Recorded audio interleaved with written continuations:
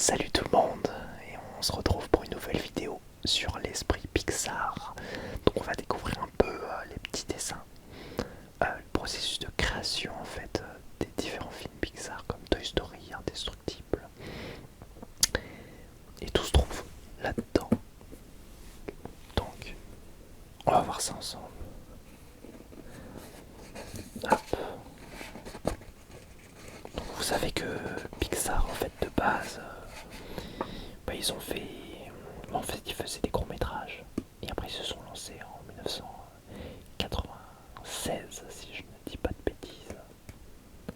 Sur Toy Story, qui est leur premier film. Donc en fait, l'équipe en fait se retrouve autour d'une table et en fait balance des idées, dessine et propose des blagues, des actions des personnages. Et donc là on peut voir par exemple Buzz l'éclair qui fuit une grosse boule.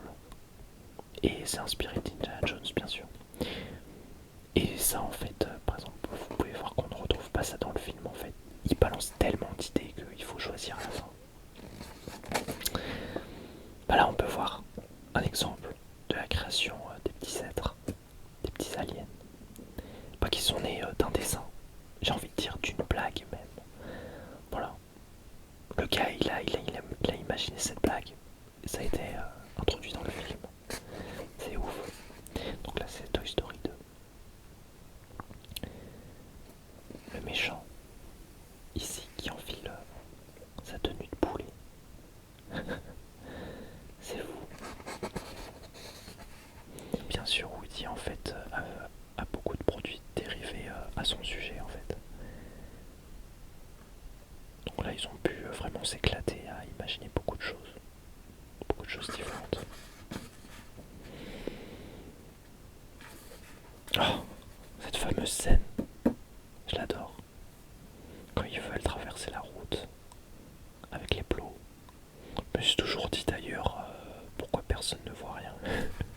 Mais enfin, c'est Toy Story.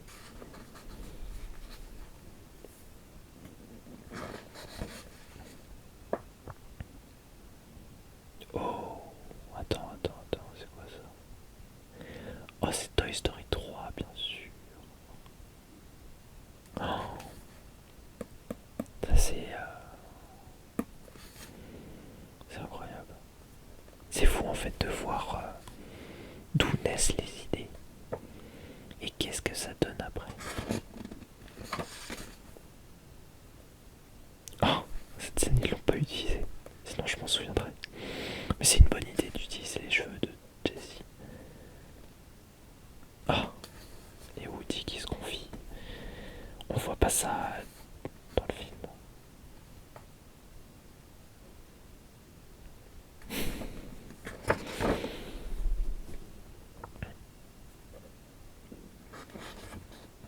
Ah,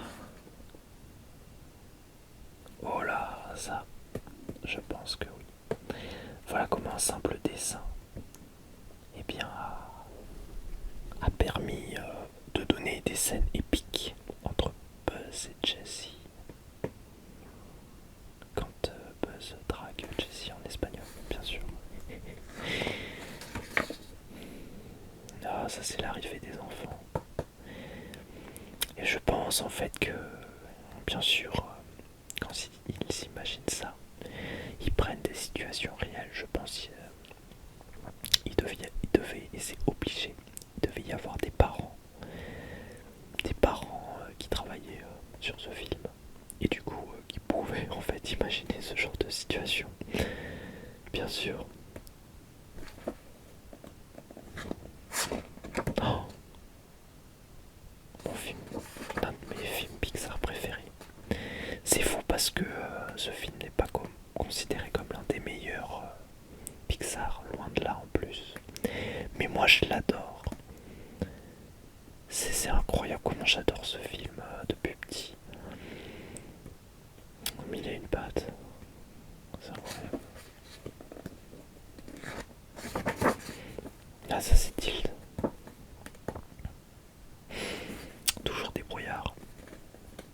C'est fou. C'est fou l'imagination quand même. Et vous voulez savoir une petite anecdote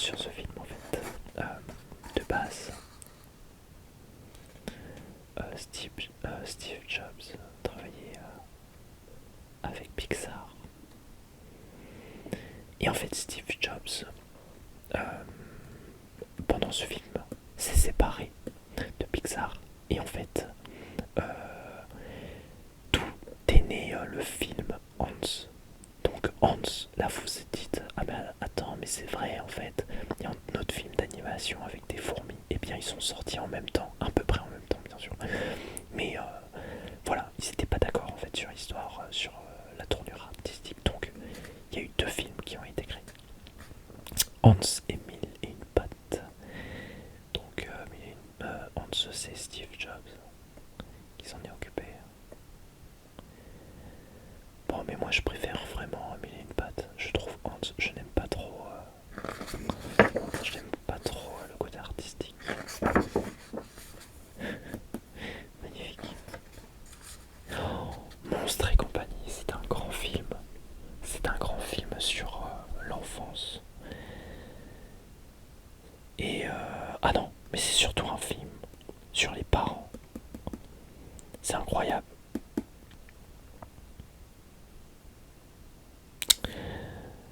Ah, j'ai toujours dit que ce film a été écrit par des jeunes parents. Vraiment. C'est fou comment on sent que ceux qui ont écrit ce film ont des enfants. On sent vraiment qu'il y a du cœur derrière.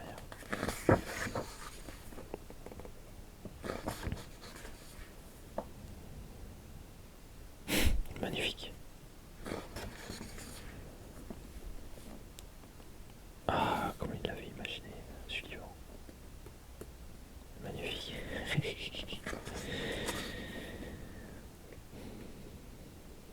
Ah, bonne idée, oui. Voilà le fameux monstre qui nettoie, mais en fait, qui laisse de la crasse derrière lui. Je me rappelle de ça. Monstre et compagnie. Monstre Academy. Oui. Alors, lui, je l'ai un peu moins aimé. Mais ça restait sympa. Je trouvais que c'était un peu plus hypnotique. Je trouve ça énorme.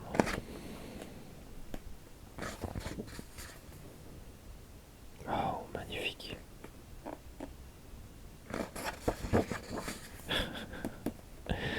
Je me rappelle plus tellement de Monstre et Academy, je vous avoue. Je crois que je l'ai vu qu'une fois. Il est bon, hein, c'est un bon film. Mais il ne m'a pas plus marqué que ceci. Que cela, je veux dire. Oh, Nemo. Le monde de Nemo. Et ce film est vraiment... Et je pense que beaucoup de gens seront d'accord avec moi, mais ce film est un chef-d'œuvre. Comme Monstre et compagnie, mais Nemo est un chef-d'œuvre. Comment parler de sujets difficiles, de tragédies, pour en illustrant avec enfin pour les enfants. Quoi. Magnifique. Ah oui, tout ça, ça se passe à l'intérieur de l'aquarium.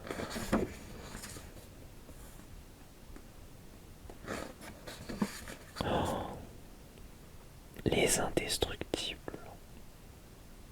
Mais c'est fou en fait, je commence à me rendre compte qu'en fait, mais c'est incroyable. C'est incroyable le travail dessus. Enfin, l'idée en fait de base, c'est juste incroyable. Un père de famille en super-héros, c'est... Et avec tous les problèmes qui vont avec. C'est un peu... en fait, les indestructibles, ça parle beaucoup de la famille. De la gestion des parents. Avec les enfants. Mais surtout en fait, un peu de la mélancolie. En fait, ça parle de la mélancolie de la jeunesse. De la jeunesse passée, avant de se marier, d'avoir une famille, de fonder une famille. C'est très très beau. Je trouve ça un très beau film sur le passage. Le passage de, j'ai envie de dire, de personnes célibataires à personnes mariées avec des responsabilités, qui doit gérer une famille et tout.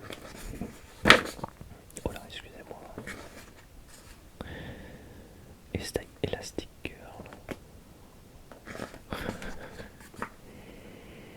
Cars. Cars, Cars, Cars. J'ai un peu moins aimé Cars. C'est un peu classique, mais ça parle des grands airs américains. Ça parle de l'Amérique en fait. De l'amour de l'Amérique pour les moteurs, les voitures. Et qu'en fait, ils sont en train de délaisser ça. Très beau. Ça me faisait penser à Hot Wheels avant. Mais après, quand je l'ai revu, eh bien, j'ai changé d'avis. Cars 2. Oh. Alors là, on arrive dans les bas-fonds de Pixar, je trouve. Je trouve que là, Pixar a un peu abusé. Ce film est mauvais. Ce film est vraiment mauvais en fait. Il n'est pas vraiment amusant. Surtout, on a comme personnage principal un relou de service. Et c'est très gênant. Quand on a un relou de service en personnage principal. Ratatouille. Mais Ratatouille. L'un de mes Pixar préférés. Ah là là là là. Mais c'est incroyable comment les créateurs de Pixar prennent une idée. Des rats. Dites-vous, posez-vous la question 2 secondes. Des rats en personnage principal. C'est vraiment dans une cuisine, mais c'est vraiment... Voilà. Il n'y a que Pixar pour faire ça, quoi. Ah là là, c'est magique.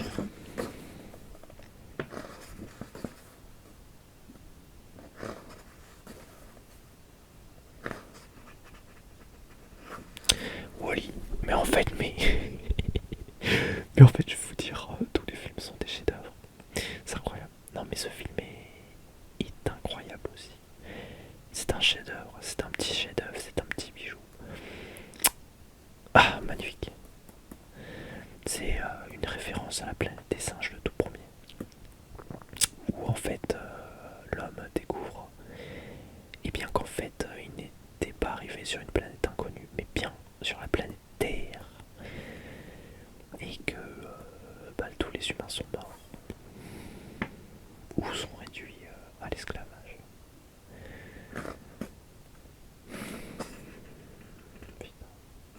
Je suis en train de me dire, mais c'est juste incroyable. Je suis fasciné par le travail de ces dessins.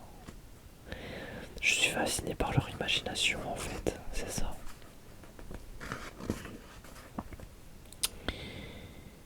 Et les humains qui sont gros, bien sûr, qui sont restés tellement longtemps dans le vaisseau mère qu'ils ne bougent plus.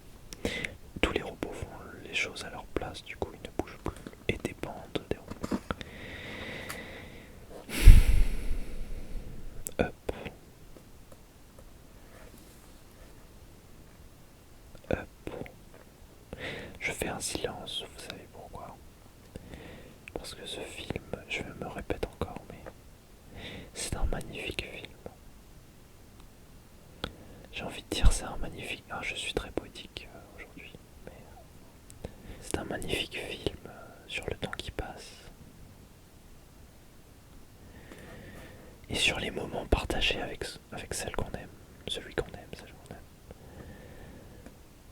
Et que ces moments sont très précieux, qu'il ne faut pas les prendre à la légère.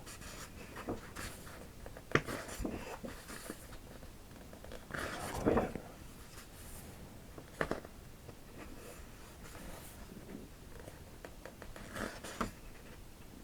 Alors là on arrive avec Rebelle.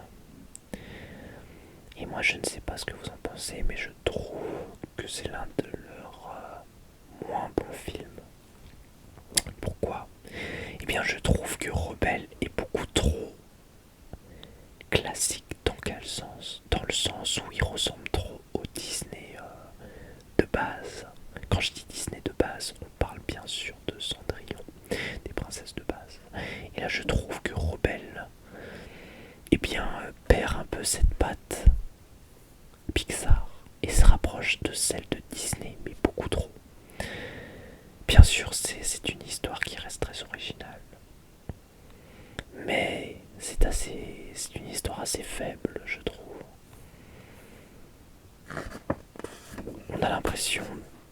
déjà vu ça quelque part en fait, c'est ça le truc.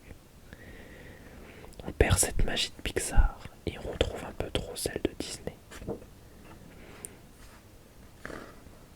Ce n'est pas une mauvaise chose, mais quand on regarde un Pixar, on s'attend à autre chose en fait. Vice versa. Vice versa. Alors j'ai trouvé ce film bon, mais j'ai surtout surkiffé le concept, l'idée. J'ai trouvé ça incroyable. Le fait de personnifier nos émotions. Et surtout, c'est un film qui parle du passage, qui parle en fait du passage de l'enfance à l'adolescence. Ça parle de ça. Mais ça parle surtout des relations avec les parents.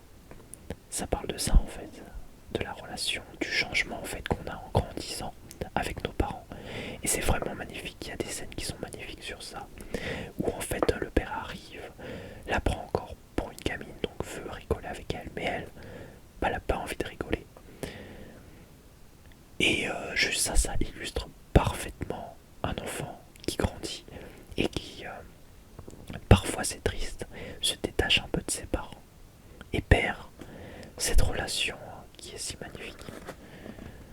Et je trouve ce film vraiment parlant en fait. C'est vraiment beau. Ah, c'est magnifique. Oh. Ah oui, là on est sur des dessins complètement différents. Le voyage d'Arlo. Ce film me laisse assez perplexe parce que eh bien pour moi c'est comme Rebelle. On s'attend à du Pixar. Le concept de base était génial. Vous savez, le concept de base c'est comme quoi l'astéroïde qui était censé, la météorite qui était censée frapper la Terre et amener à l'extinction des dinosaures n'a jamais eu lieu. Et en fait, les dinosaures se sont développés et ont commencé à apprendre l'agriculture, enfin un peu comme les humains. Et en fait, on découvre que les humains, ça veut dire les hommes de Néandertal et tout, préhistoriques, cohabitent, enfin, sont dans le même ère que les dinosaures. Seulement je trouve que ce film n'a pas de sujet assez fort. Il reste assez classique. Voilà, on retrouve le jeune dinosaure qui veut faire ses preuves devant son père, qui perd son père. Et c'est un sujet que l'on retrouve partout dans les Disney. Et je trouve qu'il ne se démarque pas. C'est un film qui ne se démarque pas. Bon, on parle un peu, ça parle beaucoup d'abandon et de famille, de la place dans la famille. Mais bon, ça s'arrête là en fait, ça ne va pas plus loin. J'ai l'impression que le film il est magnifique visuellement. Ce film est magnifique. Il se laisse regarder, il est très appréciable. Mais je trouve pour un Pixar, il reste assez faible. On dirait vraiment le film est magnifique, tellement magnifique en fait. Eh bien, c'est presque photoréaliste. Les décors sont presque photoréalistes. Et on dirait qu'on regarde un fond d'écran Mac, littéralement. Mais voilà. Eh bien, je crois que l'on arrive à la fin, bien sûr. Il n'y a pas une petite image là. Oh.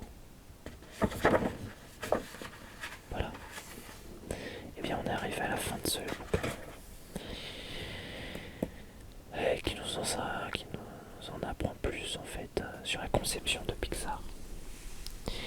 J'espère que vous avez aimé. J'espère que ça vous a descendu.